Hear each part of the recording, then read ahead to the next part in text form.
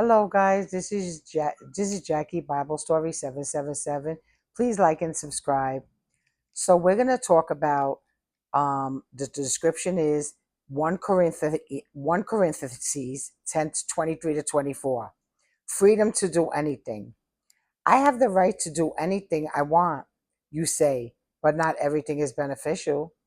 I have the right to do anything, but remember, brothers and sisters, not everything is constructive. Let me give you an example. No one should seek their own good, but the good of others. You say, why should I do anything for others? I want to do stuff for myself.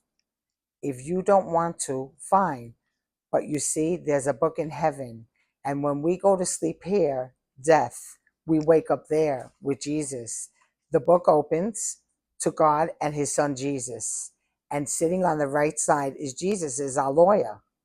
They look at this book, and we, including myself, sure better hope we're on the right side of things. Anyway, let's go further on this. We don't want to do anything, however, that other people, we're hurting them badly. One thing I love is my daughter told me a long time ago, Mom, I remember you said everyone is always one step away from that person in the wheelchair. She was little, and I used to tell her that all the time because I know children would laugh at people in wheelchairs and things like that, and joke on handicapped people because they were too young to understand. But she always remembered that. I said, if you cross the street the wrong way, which I always had to hold her hand anyway, you can be in a wheelchair.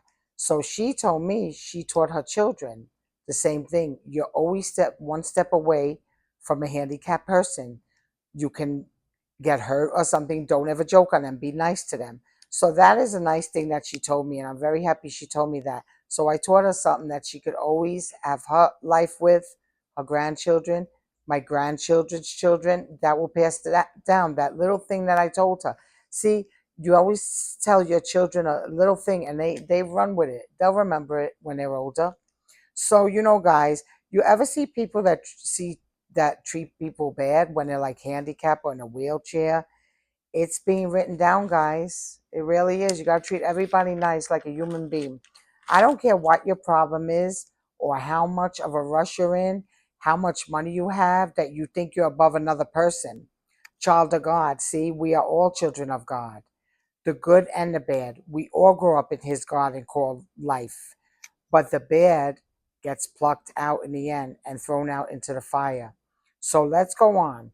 I'm going off on a tangent because, love, I love all you guys, bad and good. Which bad and good in Jesus' eyes, he loves everybody. No one's really bad or good. They're just sinners that didn't come to him yet. So that's what bad or good is. I'm glad he is long suffering and waited for me to come to him 10 years ago because I would have been put in fire. I didn't know none of this. That's why I'm trying to share this with you guys, my brothers and sisters, so you can have what I have, which is not $1 million, which is not 100 pairs of clothes, which is not millions of things. Just I have the faith in Jesus that I'm blessed and I will get that sooner or later.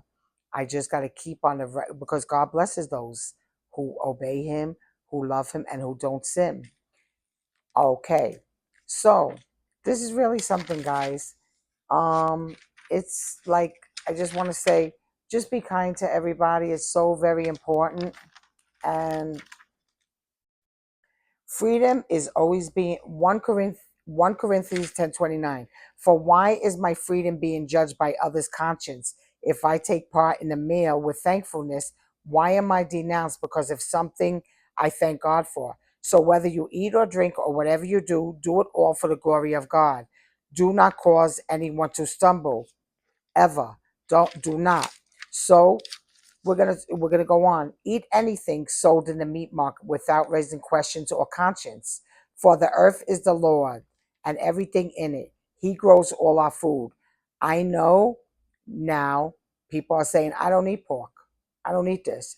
That's up to you. However, you see, it does say the Lord protects your food in 1 Corinthians 10:27. If an unbeliever invites you to a meal and you want to eat it, whatever is put before you without raising questions of conscience, But if someone says to you when they're giving you the meal, I have it all, I have burnt this food and gave it to you and cooked it, but I offered it in a sacrifice, then do not eat this. Because for the sake of you and the one who did the sacrifice. Do you know why? What did they sacrifice that meat to? An unknown God? An evil entity? Don't eat that food. If they invite you to the house and say, "Oh, before you want to eat, I want to tell you I sacrificed this food," just say, "You know what? I don't, I'm not hungry. I'm just not hungry right now, but I'll have a drink of water. Thank you so much." I'm being serious, guys. This is what it says in the Bible. You do not know what it was sacrificed to, guys, so don't eat that food. I'll tell you guys another one in the future about the poison in the pot. That's really a good one, but I'm not ready for that yet. So always help everybody, guys. Sinners or non-sinners, bad or good. You don't know if they're going to turn to Jesus, but you guys don't be sinners.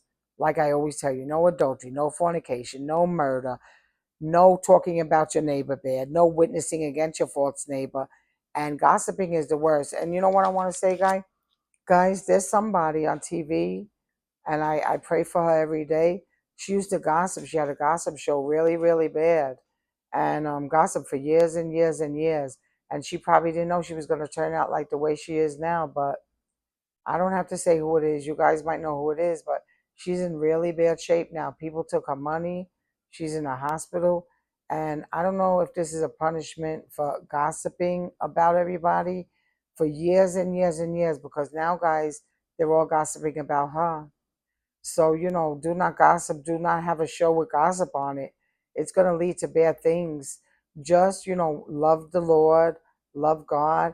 Try to read the red scriptures in the Bible. And I know you guys say the Bible's so boring. I want to have fun. No, you could at least start off, open the Bible and read the scriptures in red, one a day. They're parables, they're fun. If you don't understand them, write them down. Then when you write them down, go on Google. They'll tell you exactly what they mean. And then Jesus sees you, you're starting to love him. You're starting to love his word. Be on the right side of things, guys. You do not want to be in the fire. You do not. So I love you guys, and it's $ Jackie Bible Story 777, and please like and subscribe. And I love you guys all with the love of Jesus, and thank you so much for listening. So this might have been a little confusing, but this is like people saying I could do anything, that you have the freedom to do anything you want. Yes, you do, but do you really want to do that stuff? We have freedom now. Like I said, Christians still have fun. We could go out to eat. We could get iced coffee. We could go shopping. We still can have fun, guys. We can watch good Christian movies.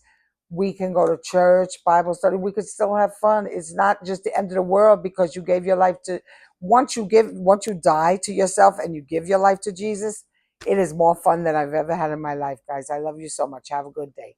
Bye-bye.